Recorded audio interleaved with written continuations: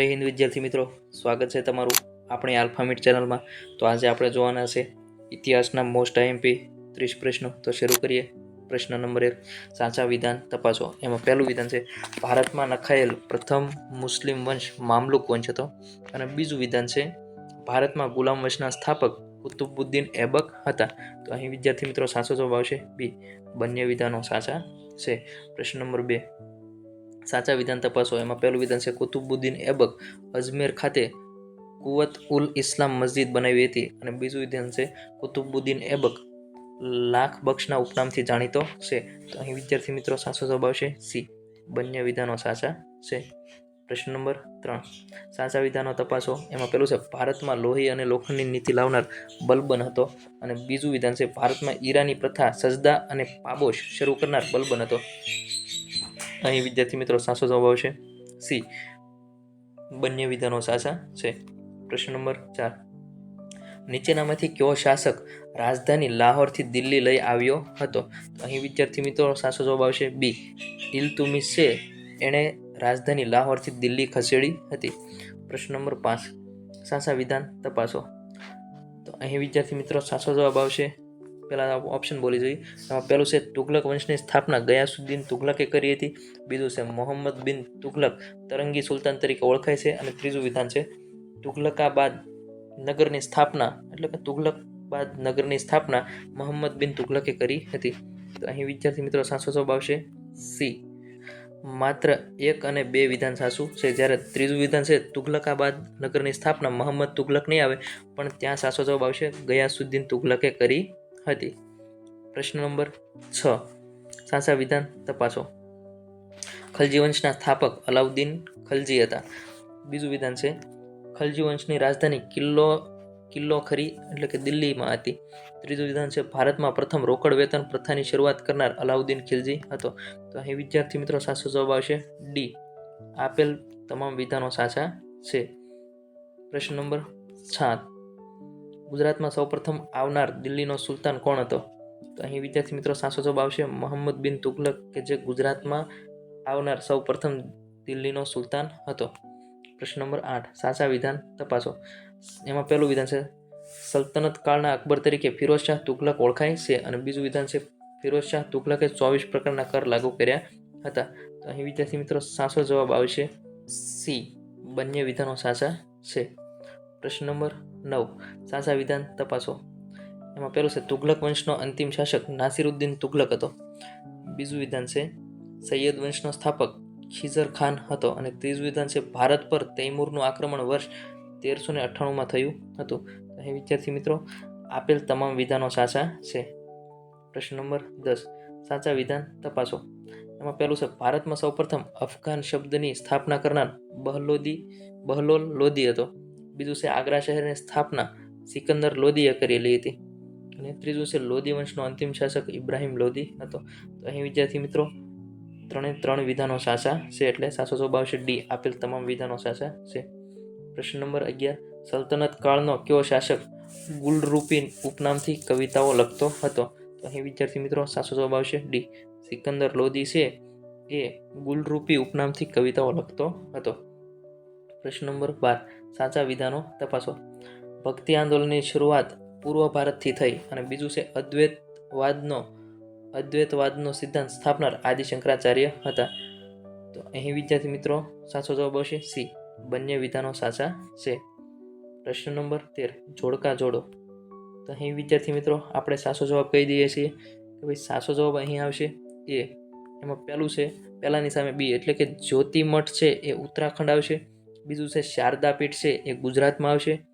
ત્રીજું છે શૃંગેરી પીઠ છે એ કર્ણાટક. અને ગોવર્ધન મઠ છે એ ઓડિશામાં આવેલી છે. પ્રશ્ન નંબર 14, સાચા વિધાન તપાસો. એમાં પહેલું વિધાન છે વિનય પત્રિકા ગ્રંથ તુલસીદાસનો છે. બીજું વિધાન છે પૂર્વ ભારતમાં કૃષ્ણ ભક્તિના સ્થાપક તરીકે ચૈતન્ય મહાપ્રભુને માનવામાં આવે છે. અને ત્રીજું છે હરિબોલનો મંત્ર ગુંજતો કરનાર રામાનંદ હતા. તો અહીં વિદ્યાર્થી મિત્રો સાચો જવાબ આવશે એ, માત્ર પહેલું અને બીજું સાચું છે. તો અહીં ત્રીજું છે હરિબોલનો મંત્ર ગુંજતો કરનાર રામાનંદ, એમાં રામાનંદ નહીં આવે, પરંતુ ત્યાં આવશે ચૈતન્ય મહાપ્રભુ આવશે. પ્રશ્ન નંબર 15, જોડકા જોડો. તો અહીં વિદ્યાર્થી મિત્રો આપણે સાચો જવાબ કહી દઈએ છીએ કે ભાઈ 15માં સાચો જવાબ આવશે સી, કે ભાઈ પ્યાલાની સામે ડી એટલે કે પાણીપતનું પ્રથમ યુદ્ધ 1526માં. બીજું છે ખાનવાનું યુદ્ધ છે એ 1527, ચંદેરીનું યુદ્ધ છે એ 1528 અને ધનધરનું યુદ્ધ છે એ 1529માં થાય છે. પ્રશ્ન નંબર 16, સાચા વિધાનો તપાસો. એમાં પહેલું વિધાન છે 1539માં ચૌસાના યુદ્ધમાં હુમાયુએ શેરશાહ સૂરીને પરાજિત કર્યા હતા. બીજું વિધાન છે ભારતમાં સૌપ્રથમ ટપાલ વ્યવસ્થા શરૂ કરનાર શેરશાહ સૂરી હતા. અને ત્રીજું વિધાન છે હુમાયુએ પોતાની આત્મકથા હુમાયુનામા લખી હતી. તો અહીં વિદ્યાર્થી મિત્રો સાચો જવાબ આવશે એ માત્ર પહેલું અને બીજું વિધાન છે. માત્ર પહેલું અને બીજું વિધાન છે એ સાચા છે. જ્યારે ત્રીજું વિધાન છે કે હુમાયુએ પોતાની આત્મકથા હુમાયુનામા છે એ હુમાયુએ લખી નથી, તો એ લખવાનું છે ગુલબદન બેગમ, એટલે કે ગુલબદન બેગમ કે જેણે હુમાયુનામા લખી હતી. પ્રશ્ન નંબર 17, સાચા વિધાન તપાસો. દિન-એ-ઇલાહી ધર્મના સ્થાપક અકબર હતા. અને બીજું વિધાન છે શેરશાહ સૂરીનો મકબરો સાસારામ ખાને આવેલો છે. તો અહીં વિદ્યાર્થી મિત્રો સાચો જવાબ આવશે સી, બંને વિધાનો સાચા છે. પ્રશ્ન નંબર 18, સાચા વિધાન તપાસો. એમાં પહેલું વિધાન છે વિલિયમ હોકિન્સ જહાંગીરના સમયમાં ભારત આવ્યો હતો. અને બીજું છે શીખ ગુરુ અર્જુન દેવનો વધ કરનાર જહાંગીર હતો. તો અહીં વિદ્યાર્થી મિત્રો માત્ર પહેલું વિધાન સાચું છે. ભાઈ વિલિયમ હોકિન્સ જહાંગીરના સમયમાં ભારત આવ્યો હતો. પ્રશ્ન નંબર 19, સાચા વિધાન તપાસો. તો એમાં પહેલું છે આગ્રાના લાલ કિલ્લાના સ્થાપક શાહજહાં હતા. અને બીજું વિધાન છે શાહજહાં દ્વારા ઇલાહી સંવત પર પ્રતિબંધ મૂકવામાં આવ્યો હતો. તો અહીં વિદ્યાર્થી મિત્રો સાચો જવાબ આવશે એ માત્ર પહેલું વિધાન સાચું છે કે ભાઈ આગ્રાના લાલ કિલ્લાના સ્થાપક શાહજહાં હતા, જ્યારે ઇલાહી સંવત પર પ્રતિબંધ મૂકવામાં આવ્યો હતો એ શાહજહાં દ્વારા મૂકવામાં આવ્યો નહોતો. પ્રશ્ન નંબર 20, સાચા વિધાન તપાસો. ઔરંગાબાદની સ્થાપના કરનાર ઔરંગઝેબ હતો. બીજું વિધાન છે ઔરંગઝેબને જિંદા પીર તરીકે ઓળખવામાં આવે છે. અને ત્રીજું વિધાન છે મુઘલ સામ્રાજ્યનો અંતિમ શાસક ઔરંગઝેબ હતો. તો અહીં વિદ્યાર્થી મિત્રો સાચો જવાબ આવશે સી, માત્ર બીજું અને ત્રીજું વિધાન સાચું છે. પ્રશ્ન નંબર 21, શાહુજી દ્વારા જે પેશવા પ્રથાની શરૂઆત કરવામાં આવી હતી તેમાં પ્રથમ પેશવા કોણ હતા? તો અહીં વિદ્યાર્થી મિત્રો સાચો જવાબ આવશે એ બાલાજી વિશ્વનાથ હતા, એ પ્રથમ પેશવા હતા.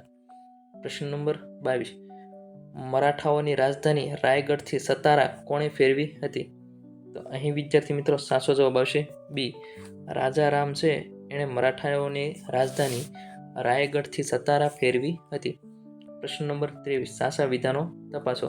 તો પહેલું વિધાન છે ભારતમાં આવનાર પ્રથમ યુરોપિયન પ્રજા પોર્ટુગલ હતી. બીજું વિધાન છે ડચ લોકોએ તેમની પ્રથમ વેપારી કોઠી તાંજોરમાં સ્થાપિત કરી હતી. અને ત્રીજું વિધાન છે ભારત છોડીને જનાર પ્રથમ પ્રજા ડચ હતી. તો અહીં વિદ્યાર્થી મિત્રો સાચો જવાબ આવે છે ડી, આપેલ તમામ વિધાનો સાચા છે.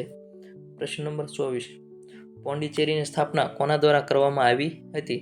તો અહીં વિદ્યાર્થી મિત્રો સાચો જવાબ આવશે બી, ફ્રાન્સિસ માર્ટિન દ્વારા પોંડિચેરીની સ્થાપના કરવામાં આવી હતી. પ્રશ્ન નંબર 25, સાચા વિધાનો તપાસો. એમાં પહેલું વિધાન છે પ્લાસીનું યુદ્ધ 1757માં થયું હતું, જેમાં સિરાજ ઉદ્દૌલાનો વિજય થયો હતો. બીજું વિધાન છે બક્સરનું યુદ્ધમાં અંગ્રેજો વતી પ્રતિનિધિત્વ કરનાર હેક્ટર મુનરો હતા. ત્રીજું વિધાન છે બક્સરના યુદ્ધ બાદ અંગ્રેજોને બંગાળ, બિહાર અને ઓડિશાની દીવાની સત્તા પ્રાપ્ત થઈ હતી. તો અહીં વિદ્યાર્થી મિત્રો સાચો જવાબ આવશે સી, માત્ર 2 અને 3 વિધાન સાચા છે. જ્યારે પહેલું વિધાન છે કે પ્લાસીનું યુદ્ધ 1770માં થયું હતું, તેમાં સિરાજ ઉદ્દૌલાનો વિજય થયો ન હતો, એમાં સિરાજ ઉદ્દૌલાની હાર થઈ હતી. પ્રશ્ન નંબર 26, ભારતમાં ન્યાયતંત્રના પિતા તરીકે કોને ઓળખવામાં આવે છે? તો અહીં વિદ્યાર્થી મિત્રો સાચો જવાબ આવશે એ વોરન હેસ્ટિંગને ભારતમાં ન્યાયતંત્રના પિતા તરીકે ઓળખવામાં આવે છે. પ્રશ્ન નંબર 27, સાચા વિધાન તપાસો. એમાં પહેલું વિધાન છે ભારતમાં સૌપ્રથમ અંગ્રેજી ઢબની પોલીસ વ્યવસ્થા શરૂ કરનાર કોર્નવોલિસ હતો. બીજું વિધાન છે ફોર્ટ વિલિયમ કોલેજનું નિર્માણ વેલેસ્લીએ કરાવ્યું હતું. અને ત્રીજું વિધાન છે સિંધ ખાતેથી સૌપ્રથમ ટપાલ ટિકિટની શરૂઆત કરનાર ડેલહાઉસી હતો. તો અહીં વિદ્યાર્થી મિત્રો સાચો જવાબ આવશે ડી. આપેલ તમામ વિધાનો સાચા છે. પ્રશ્ન નંબર 28. ભારતમાં ગવર્નર જનરલના પદ પર સૌથી લાંબો સમય રહેનાર કોણ હતું? તો અહીં વિદ્યાર્થી મિત્રો સાચો જવાબ આવશે ડી. લોર્ડ ડેલહાઉસી છે એ ભારતમાં ગવર્નર જનરલના પદ પર રહેનાર સૌથી લાંબુ રહેનાર વ્યક્તિ હતા. પ્રશ્ન નંબર 29. આર્કિયોલોજીકલ સર્વે ઓફ ઇન્ડિયાની સ્થાપના ક્યારે થઈ હતી? તો અહીં વિદ્યાર્થી મિત્રો સાચો જવાબ આવશે બી. 1861માં આર્કિયોલોજીકલ સર્વે ઓફ ઇન્ડિયાની સ્થાપના થઈ હતી. અહીંયા થોડુંક સ્પેલિંગમાં થોડીક મિસ્ટેક છે. પ્રશ્ન નંબર 30. ખાલી જગ્યા વર્ષમાં લોર્ડ વિલિયમ બેન્ટિકે સતી પ્રથાને ગેરકાયદેસર જાહેર કરી? તો અહીં વિદ્યાર્થી મિત્રો સાચો જવાબ આવશે બી. 1829માં લોર્ડ વિલિયમ બેન્ટિકે સતી પ્રથાને ગેરકાયદેસર જાહેર કરી હતી. થેન્ક યુ વિદ્યાર્થી મિત્રો. તો મળીએ પાછા નેક્સ્ટ લેક્ચરમાં. જય હિન્દ, જય ભારત.